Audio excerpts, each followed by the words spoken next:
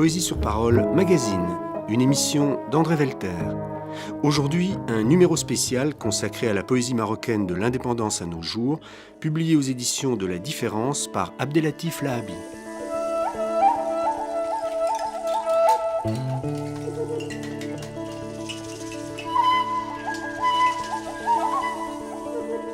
Abdelkébir Katibi, le lutteur de classe à la manière taoïste. L'histoire est un mot, l'idéologie un mot, l'inconscient un mot, les mots voltigent dans la bouche des ignorants. Or, chaque signe se perpétue, fraîcheur incontournable. Ne t'envole pas dans ta propre parole, ne t'évanouis pas dans celle des autres. Mesure le sang de ta pensée. Car, à ta question, tu ne trouveras que des cibles vacillantes. L'agir dessine la parole comme l'arc consume la flèche cristalline.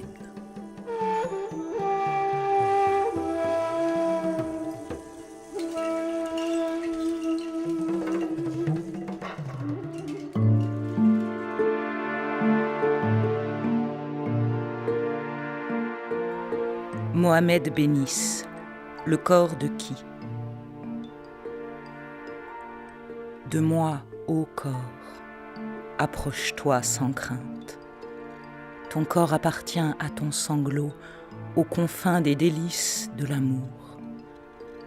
De ton corps approche-toi, ô corps, et regarde tes membres se défaire et se dissoudre. Ton cri est ton commencement, ô corps. Pour lui, les branches, les arcs, pour lui, les rires naissent du gosier de l'éternité. Ne crains pas de te désintégrer, ô corps, et nu, avance vers mes yeux, nu et brûlant. Dans la tempête, grave-toi avec l'envie des fossettes. Triomphe de toi et de moi, pour que la langue jubile de fondre entre les fissures d'un nuage à la flamme attisée. Ô corps, sois pour moi logis d'eau, épi, pour infirmer ce dont me menace le soir, mort et anéantissement.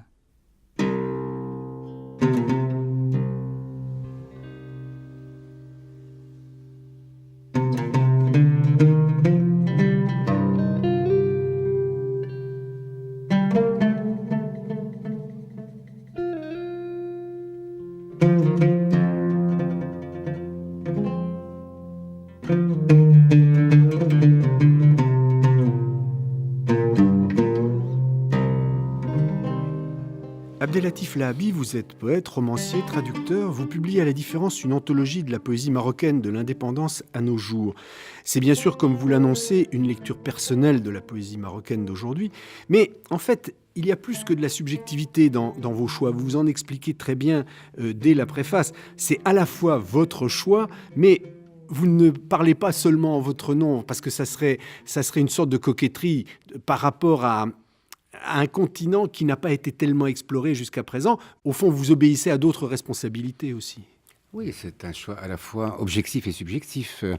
Moi, je le conçois, je dirais, au fond, comme une sorte de défense et illustration de ce que j'appelle un continent poétique inexploré, qui reste à explorer, puisque, bon, en dehors de 3 ou 4 poètes qui publient directement en français ou dont les œuvres ont été traduites de l'arabe vers le français, eh bien, la plupart des poètes représentés dans cette anthologie, ils sont 51, sont pratiquement inconnus du public de langue française. Oui, disons que les poètes qu'on connaît, Dar Benjeloun, Mohamed Kereddine, Abdellatif Katibi, vous bien entendu, Mohamed Bénis qui a été traduit, mais bon, on peut encore en citer quelques-uns, et puis on arrivera à une dizaine. Mais ce qui est plus intéressant dans cette anthologie, c'est que justement, elle regroupe sous la même couverture les auteurs marocains de toutes les langues. Je dis bien toutes, pas seulement la française et l'arabe, mais aussi la langue berbère et aussi la langue populaire. C'est-à-dire qu'il y a vraiment une polyphonie là qui s'entend. Voilà, je crois que c'est un dessein qui m'avait animé dès le départ, c'est de représenter cette poésie dans toutes ses langues d'expression, à savoir l'arabe classique, l'arabe populaire marocain, l'amazigh, la langue amazigh, ou le berbère, comme on dit ici, et le français, bien entendu. Et je crois que c'est la première fois que parce qu'il n'y a pas de toute manière d'anthologie de la poésie marocaine. Il y a une trentaine d'années, Tahar Benjeloun avait publié chez Maspero une anthologie, mais avec une quinzaine de poètes à l'époque. Donc le domaine reste vierge.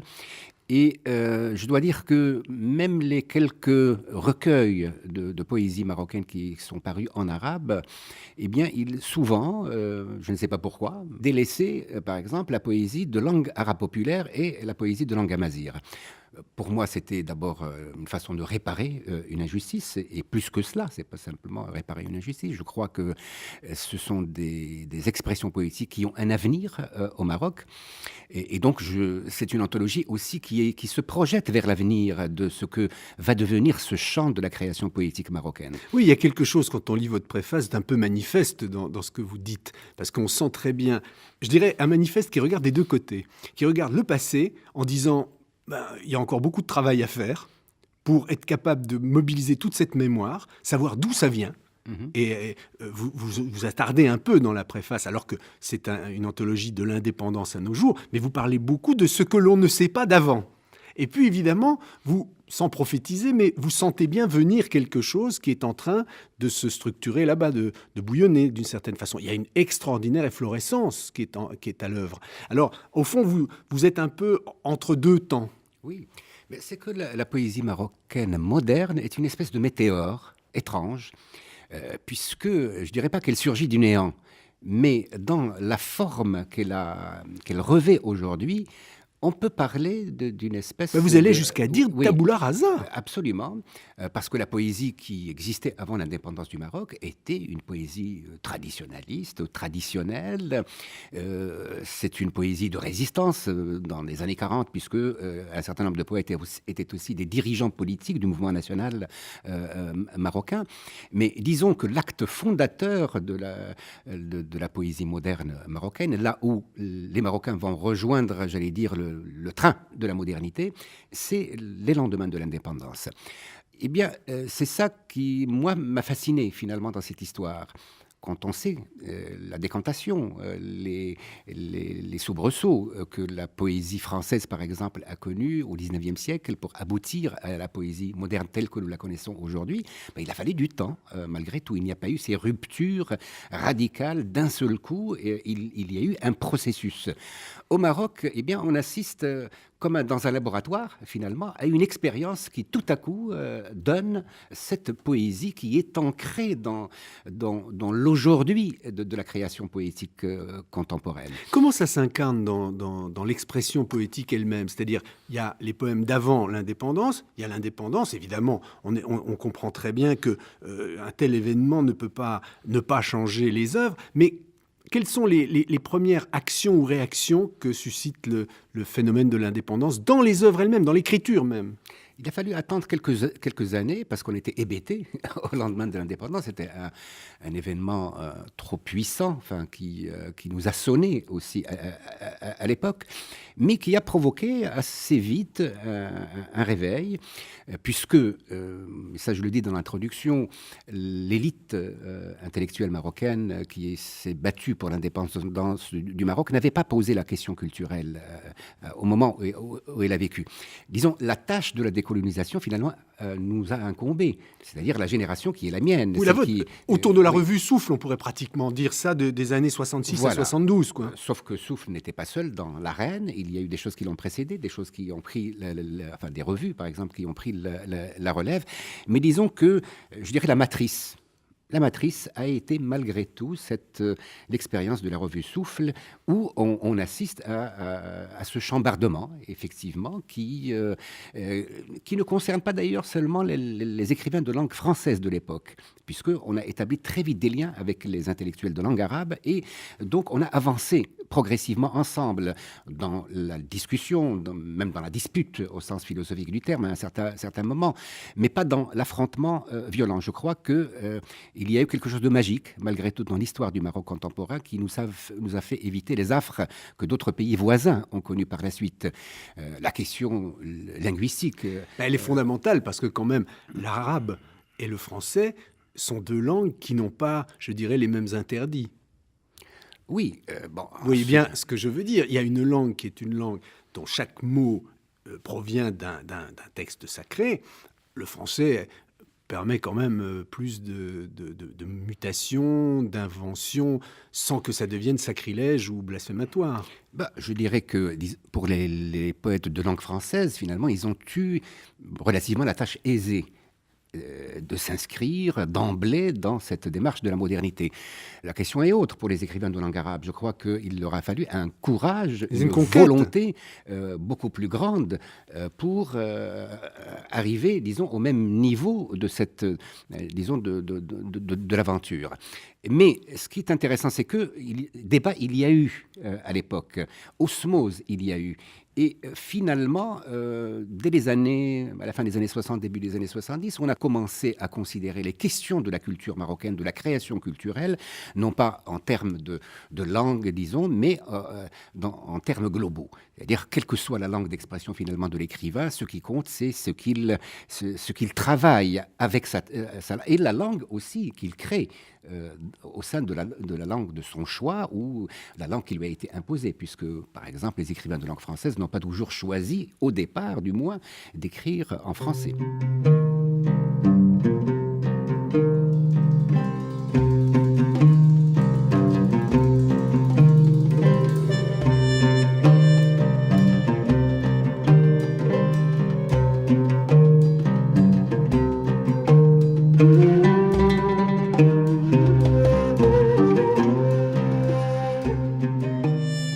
Mohamed Kaïr Eddin. Mon sang noir, plus profond dans la terre et dans la chair du peuple, prêt au combat. Mon sang noir contient 1000 soleils. Le chant tragique où le ciel s'entortille. Je ne veux plus de couleurs mortes, ni de phrases qui rampent dans les cœurs terrorisés. Vous êtes pris entre moi et mon sang noir, coupable de meurtres tournés traîtreusement à quelque phase obscure. Mon passé se lève aussi, égal à ma hauteur, foudroyant, pareil au jour qui reparaît, ruisselant d'encre noire. Mon sang noir sur une colline, je vous traînerai dans la boue, faite de mon sang noir, vous et moi. Jadis porteur de mythes, mon sang noir était le lait ardent des mamelles du désert. Vous et moi, comme un vent inconciliable, des tonnes de sable, des éternités de molécules nous séparent à présent. Car je suis le sang noir d'une terre et d'un peuple sur lesquels vous marchez. Il est temps. Je les ai vus, vécus même. Laissez-les réinventer les pierres, secouer la terre. S'ils partent, ne dites pas ce que disent les veilleurs. Ils ne remontent pas leur présent, n'accouchent pas de fantômes, puisqu'ils passent et repassent, tordent la nuit à rompre les amarres d'un navire, prêt à doubler ma vie.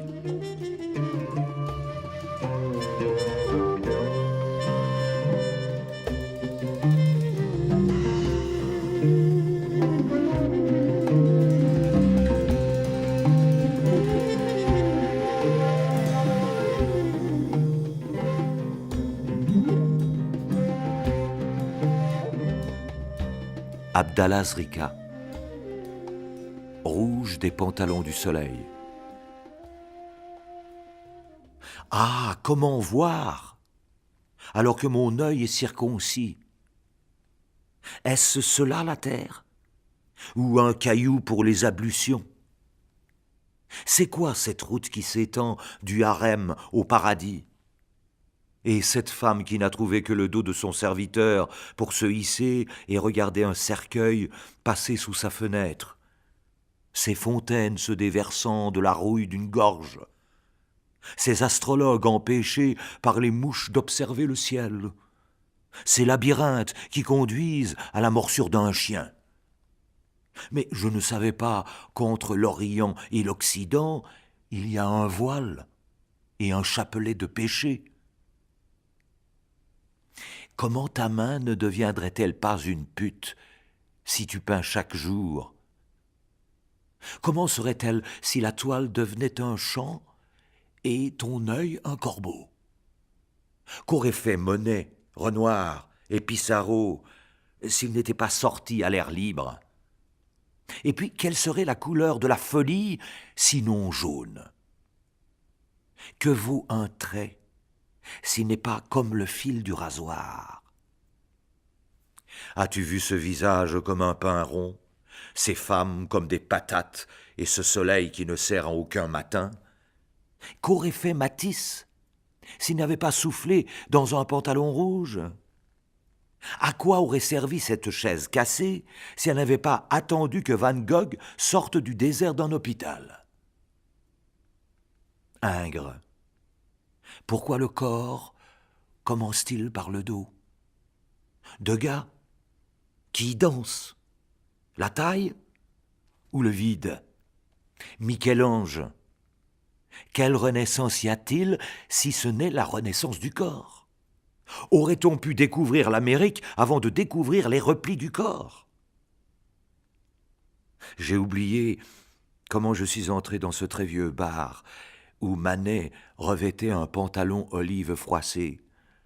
Bonnard aidait une femme à enlever sa chemise.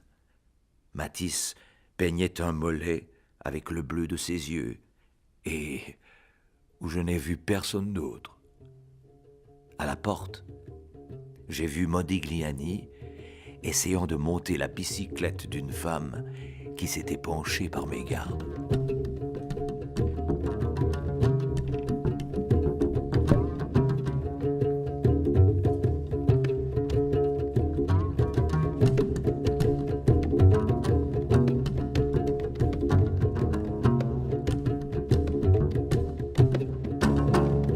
Qu'est-ce qui aujourd'hui vous paraît le plus original dans l'imaginaire marocain, puisque vous parlez d'une défense et illustration d'un imaginaire original?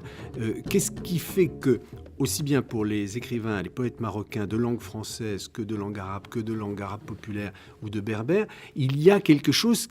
Je ne voudrais pas aller jusqu'à la maroquinité, mais est-ce qu'il y a véritablement une sensibilité, une sonorité qui serait propre à l'inspiration des écrivains, des poètes marocains? Il y a peut-être plusieurs choses. D'abord, cette dimension de l'oralité qu'on retrouve un peu partout et chez beaucoup de poètes.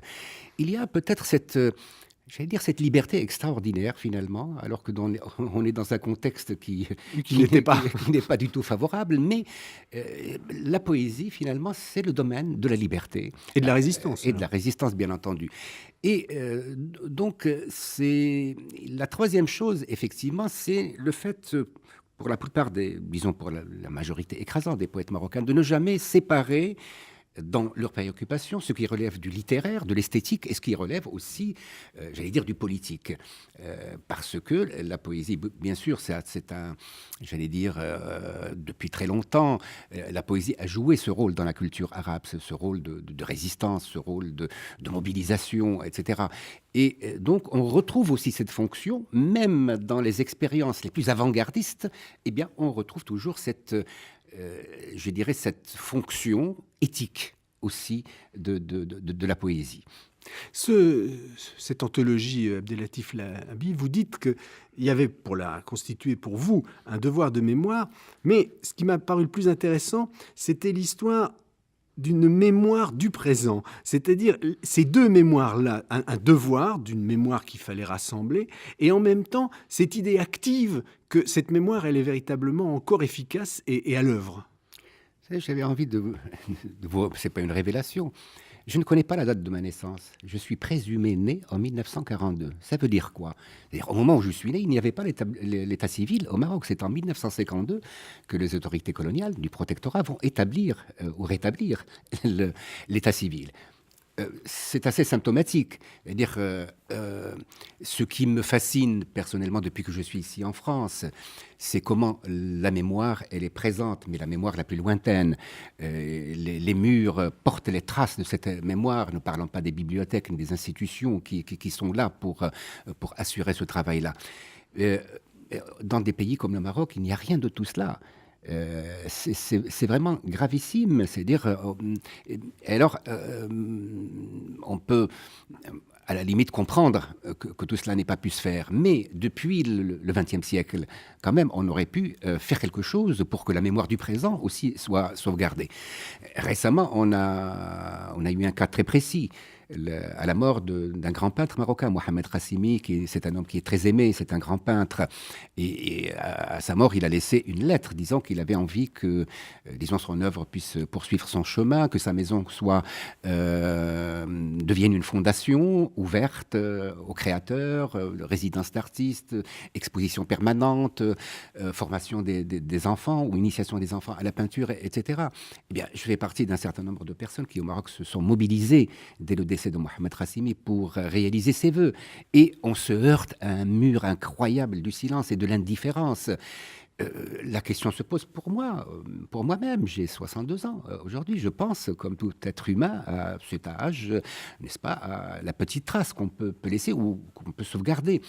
Eh bien, je ne peux confier, par exemple, les manuscrits à personne là-bas. Je suis obligé de m'adresser, par exemple, ici à l'IMEC, qui m'a sollicité pour ce faire, et de leur confier mes manuscrits, mes archives, les correspondances, etc. Le combat commence au Maroc, parce qu'il y a des choses aussi qui bougent.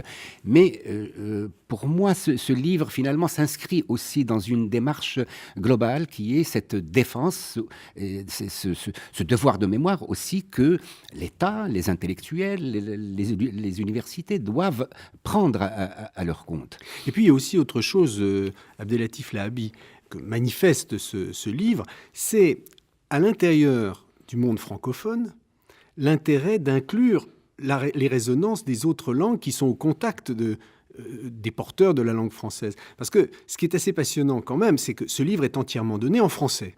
Mais tous les auteurs qui sont là n'écrivent pas en français.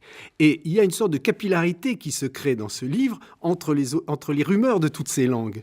Et il me semble que, je pense que vous serez d'accord avec cette idée, que le français, il gagne beaucoup à être dans cette chambre d'écho. Je crois que les intellectuels marocains ont bien compris une chose, c'est s'ils ne disposent qu'une d'une seule langue, en l'occurrence la langue arabe, par exemple, la langue berbère, qui sont les langues nationales, entre guillemets, eh bien ce sont les intellectuels morts. Ils ont besoin, c'est un besoin vital d'avoir l'autre langue.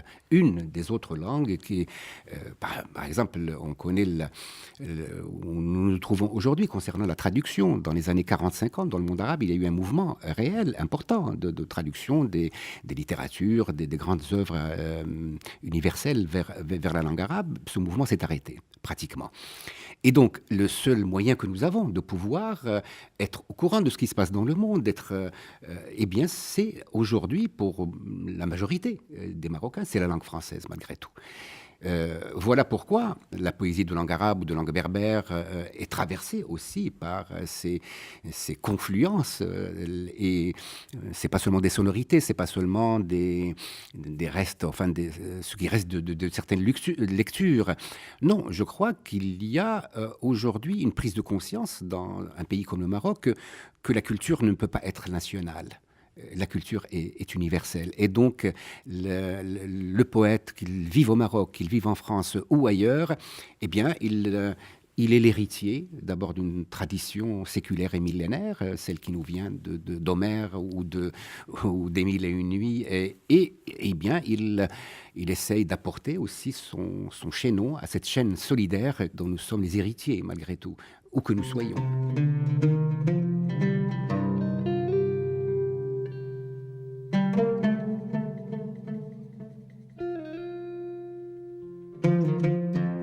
Zohra Mansouri.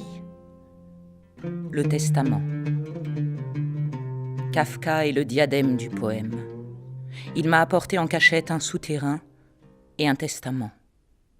Quand j'ai vu son visage, il y a eu éclipse de l'univers. Tout est devenu fou, le ciel, ma pénombre et les anges. Le chapeau est un paradis, a dit Kafka. L'avez-vous entendu? Kafka ne parle pas. Souterrain, silence, visages qui me reconnaissent. Et moi, avec mon corps strié, je m'étire dans le vide. La forme est un miroir obscurci. Les corps sont au mi-temps du mur. Mon visage m'est étrange. Le ciel s'est ramolli dans ma main. Je le mange et redescends pour parler de mon pays. Le soleil est un cholchal en serrant ma taille et la forme, une colline. Où allez-vous, prophète? Les gens dorment. Abusé par les fleurs, l'ange enterre son visage dans le carré barbare, l'inspiration est si morne. Avant de naître, j'ai vu l'univers en pleurs.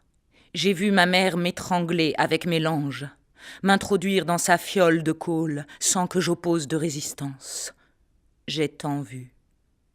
Et quand j'ai repris mon ascension, les anges sirotaient leur thé de la mi-journée et déchargeaient dans un coin leur fatigue.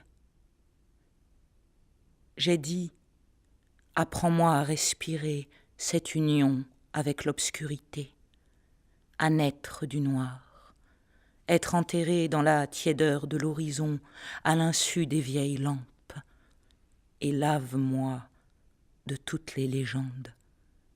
Pas de gitans ici, le sable est plus gros, moins froid, pas de port pour le voyage. Monte mes marches, ô enfant des anges égarés, plaintifs. Laisse-nous planter dans tes côtes l'air, les ailes, et te passer le flambeau. Kafka est le diadème du poème.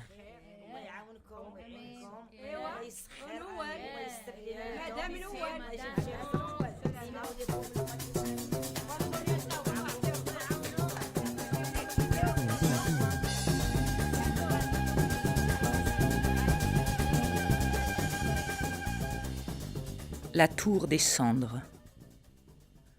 Je n'avais pas encore fini de détruire et de construire que le soleil m'a offert sur ces pistes reculées le plus étrange des minarets. Puis il a fermé les yeux pour l'éternité. Tour des cendres, l'ai-je appelée, sans référence aucune.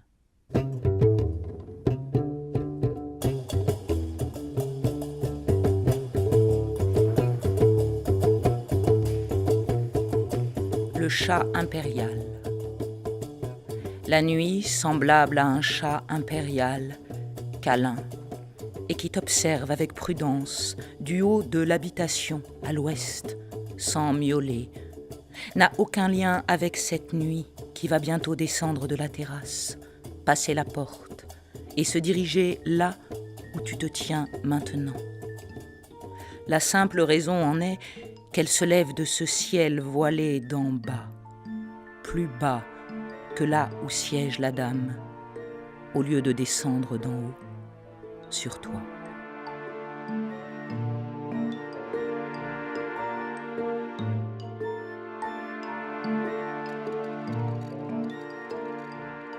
Improvisation sur la question.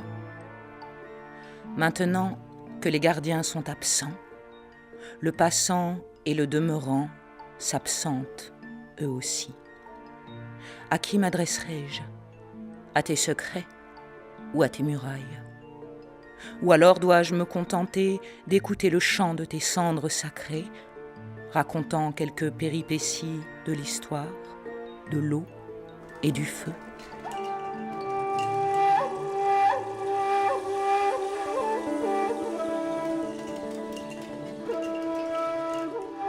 C'était Poésie sur parole, magazine. Avec aujourd'hui Abdellatif Lahabi pour son livre consacré à la poésie marocaine de l'indépendance à nos jours, publié aux éditions de La Différence. Texte dit par Hélène Losseur et Jean-Luc Debatisse. Attaché de production Xavier Carrère, réalisation Hélène Daude.